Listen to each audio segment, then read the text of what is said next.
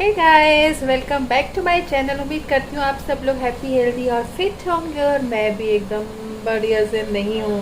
Friends, आज मैंने urban क्लैब से अपनी हेयर कटिंग की बुकिंग कराई थी और जब कटिंग वाला आया तो उस वक्त मैं सोई हुई थी। मैंने सुबह का टाइम ले लिया था, मैं रात को बहुत देर से सोई और सुबह आज मेरी मेट नहीं आई तो मैं 10:30 बजे तक सोती रह गई और 10:30 बजे बेल बजी तो पता चला कि वो हेयर कटिंग के लिए आया हुआ है अर्बन क्लैब से एक बंदा। और मैं नींद में ही थी, फटाफट मैंने कहा चलो अब किस तरह से ब्रश ब्रश किया, मुंह मुँह धोया और मैं थोड़ा सा प्रेजेंटेबल बन के सामने आ गई। और जो मैंने कटिंग करानी थी वो मैं हमेशा डिसाइड कर लेती हूँ मुझे कौन सा कट करवाना है, लेकिन मैं डिसाइड नहीं कर पाई। और मैं जब फ़ोटो ढूंढ रही थी कि कौन सा कट कराना है, करते करते करते करते मेरे बाल इतने छोटे हो गए और मेरा मूड इतना ख़राब हो गया। उसको तो मैंने कुछ नहीं बोला, उसको भेज दिया, लेकिन तब से अपने बालों को देख के दुखी होती जा रही हूँ। तो मेरे बाल खैर बढ़ जाते हैं 3 महीने में, फिर उतने हो जाएंगे। फिर अब की बार तो कोशिश करूँगी बढ़ा ही लूँ। मेरे बाल एक्चुअली बहुत ज़्यादा झड़ रहे थे, इसलिए मैं बालों को काफ़ी छोटा कट कर रही थी। मतलब पिछली बार भी मैंने छोटा ही कट कराया था, लेकिन इस बार कुछ ज़्यादा छोटा करवा लिया। और क्योंकि मेरे कोविड के बाद बाल बहुत झड़े, इसके अलावा मैंने कर्ली बाल करवाए थे, उसका असर नहीं ख़त्म हो रहा था, तो अब कर्ली बाल बिल्कुल ख़त्म हो चुके हैं। तो अब नेक्स्ट टाइम मैं थोड़े से लंबे बाल रखूँगी। तो फ्रेंड्स, आज का व्लॉग मेरे बनाने का कोई इरादा नहीं था, लेकिन मैंने कहा अपनी कटिंग दिखा दूँ गंदी सी, क्योंकि शक्ल तो दिखानी पड़ेगी ना। फ्रेंड्स, अभी ना 5 नहीं बजे हैं पूरे, शाम के 5 नहीं बजे हैं। 30 तारीख है, 30 मार्च, और बाहर एकदम अंधेरा हो रहा है और बहुत तेज़ बारिश हो रही है। मैं आपको दिखाती हूँ।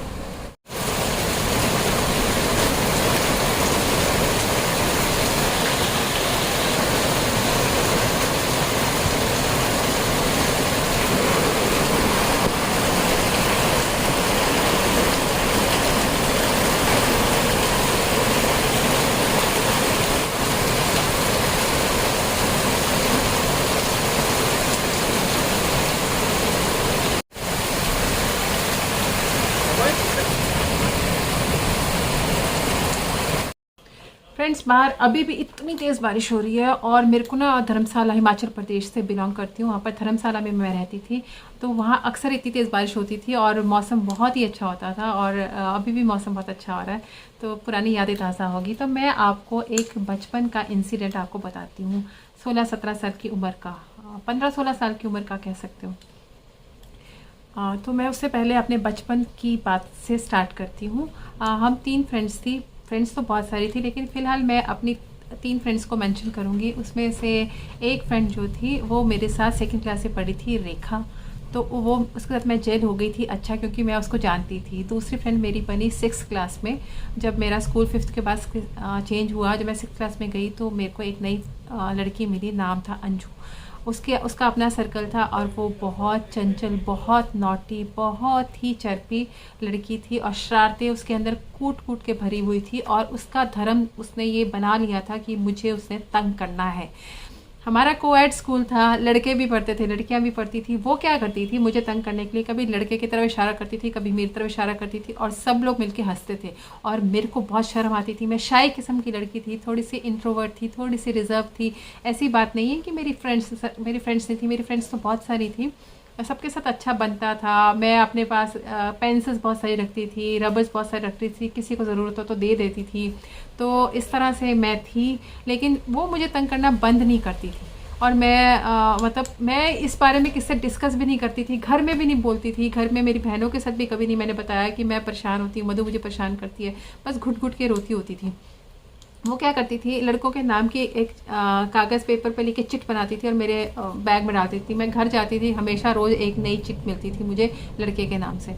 तो मैंने फिर ना जब मन ही मन सोचा, मैं कुछ अलग तरह की थी। अगर मेरे को कोई तंग करता था तो मैं उससे लड़ाई करने की बजाय उसको अपना दोस्त बना लेती थी।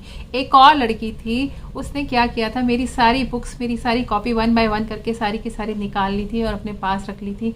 और मेरे को किसने बताया, उसके घर में मेरे नाम की सारी बुक्स हैं। मैं नई नई कॉपियाँ, नई नई बुक्स खरीदती रहती थी और मुझे लगता था मेरी पता नहीं कहाँ गुम गई, कहाँ गुम गई। और जब मुझे पता चला उसने निकाली है, मैं एकदम उसके घर में चली गई और उसे प्यार प्यार से अपनी सारी बुक्स और कॉपीज ले आई थी। तो ऐसे मैंने क्या किया, मैंने मधु को अपनी फ्रेंड बना लिया। उससे प्यार से बातें करने लगी, उससे थोड़ा अपनापन दिखाया, तो उसने मेरे साथ वो सब करना बंद कर दिया। मैंने उसको बोला, तू मेरे साथ ऐसे क्यों करती, तू मत कर, मुझे अच्छा नहीं लगता। तो उसने ये सब करना बंद कर दिया। तो इस तरह से हम लोग 3 दोस्त हो गए कि मैं, अंजू और चंद्ररेखा। अब हम तीनों दोस्त अक्सर मिलते थे, एक दूसरे के घर भी जाते थे, अच्छे दोस्त बन गए। एक दूसरे से मिलना, एक दूसरे के घर जाना, एक दूसरे को इनवाइट करना, कभी चाय पे, कभी कुछ, इस तरह से हम लोग करते थे। कभी बाहर घूमने चले जाते थे। तो इस तरह से एक बार अंजू ने बताया कि मेरे घर में सब लोग मेरी शादी करना चाहते हैं। वो थोड़ी सी हमसे बड़ी थी, तो हम लोग बहुत हंसे। हमने कहा इतनी छोटी सी उम्र में कोई शादी करता है? तो लेकिन उसने कहा नहीं, मेरे लिए लड़का देख रहे हैं। तो अजीब सी बात हुई कि उसने बताया कि जब लड़का देखने आया था ना, पंजाब से आया था लड़का देखने मुझे, और मैं तो घर में थी नहीं उस टाइम, मैं तो घर से बाहर थी। तो मेरे मम्मी पापा ने क्या करा, भाभी ने क्या करा, एक जो हमारी ग्रुप फ़ोटो थी 8th क्लास के बच्चों की, वो ग्रुप फ़ोटो उसके सामने रख दी, और उसने ना इसमें से दूसरी लड़की को चुन लिया। उसने उससे उससे पूछा कि आपको इसमें से कौन सी लड़की पसंद है, तो उसने दूसरी लड़की की तरफ इशारा कर दिया कि ये लड़की पसंद है। तो वो तो कोई और दूसरी लड़की थी। मैंने कहा फिर? कहते फिर क्या, फिर मेरे घर वालों ने बता दिया मधु तो ये है। तो खैर फिर मधु ने बताया कि रिश्ता पक्का हो गया। हम लोग बहुत हंसते थे, भाई इतनी छोटी सी उम्र में शादी हो रही है, इसको कैसी कैसे अजीब सी बात है। खैर जब उसकी शादी के दिन पास आए तो फिर हम लोग, मैं और रेखा, बहुत खुश हुए कि हम शादी में जाएंगे, इंजॉय करेंगे। तो ऐसी ही शादी आ गई। मैं जल्दी जल्दी बता रही हूँ, फिर भी इस व्लॉग में ये मेरी स्टोरी कवर नहीं होगी। तो फ्रेंड्स, हम शादी इंजॉय करने के लिए तैयार हो गए। लेडी संगीत वगैरह सब हम लोगों ने इंजॉय कर लिया, और अब शादी का दिन आ गया। वधू को मेहंदी लग गई और वो बहुत खुश नज़र आ रही थी।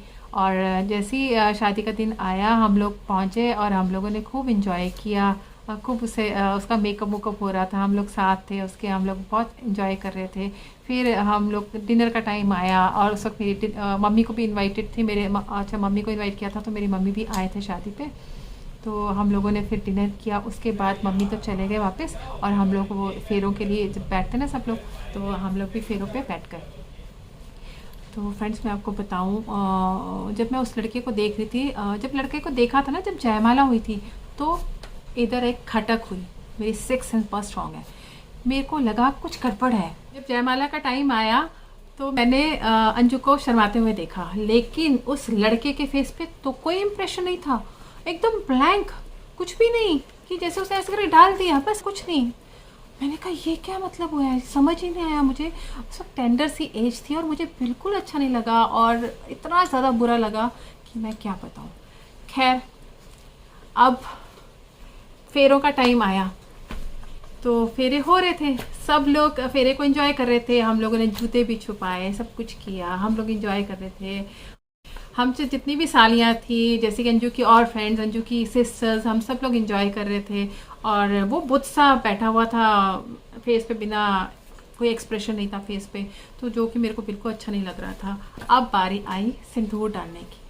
तो सिंदूर डालना का मतलब है मेरे लिए बहुत ही प्रेशियस मोमेंट। किसी की भी शादी, चाहे अपनी शादी चाहे किसी की भी शादी हो, तो मेरे ख्याल से वो बहुत प्रेशियस मोमेंट होता है। तो मैं सोचती हूँ उस टाइम ऑटोमेटिकली लड़की की आंखें बंद हो जाती है और लड़का बहुत प्यार से सिंदूर डालता है। लेकिन ये क्या, जैसे सिंदूर डालने की टाइम आई, तो हमारे पंजाबियों में क्या कहते हैं कि पंजाबियों में क्या होता है कि जो लड़की लड़के को इंगेजमेंट के टाइम पे रिंग डालती है ना, उस रिंग में सिंदूर भरा जाता है और लड़की की मांग में डाला जाता है। अब लड़के ने उस रिंग में सिंदूर भरा, और जो सिंदूर डालना था अंजू की मांग में, वो ऐसे करके फेंक दिया। उससे क्या हुआ, अंजू का सारा फेस रेड हो गया, उसके कपड़ों पे सिंदूर गिर गया, उसके बालों पे सिंदूर गिर गया। मतलब अगर हम सिंदूर साफ करते थे तो वो और लाल लाल फैलता जा रहा था। मतलब इतनी बुरी तरह से उसका सारा ही फेस सिंदूर से भर दिया, जिसको देखकर मैं थक हो गई। और मेरे को मुझे बिल्कुल अच्छा लगा। मेरा मन किया, उस वक्त टेंडर सी एज थी ना, और मेरा मन किया कि मैं रोऊं। मैंने घर में आके अपनी मदर से बात की, मम्मी ने भी बोला ऐसे क्यों किया, ये तो गलत बात है, ये तो बिल्कुल तरीका ठीक नहीं है, ऐसे क्यों किया।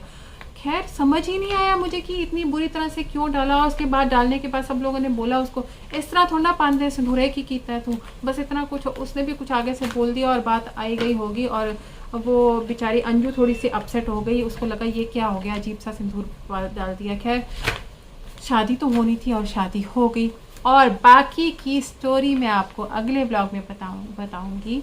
तब तक स्टे ट्यून, बहुत इंटरेस्टिंग स्टोरी है, तो बने रहिए। तब तक अपना ख्याल रखिए। Bye bye, love you all.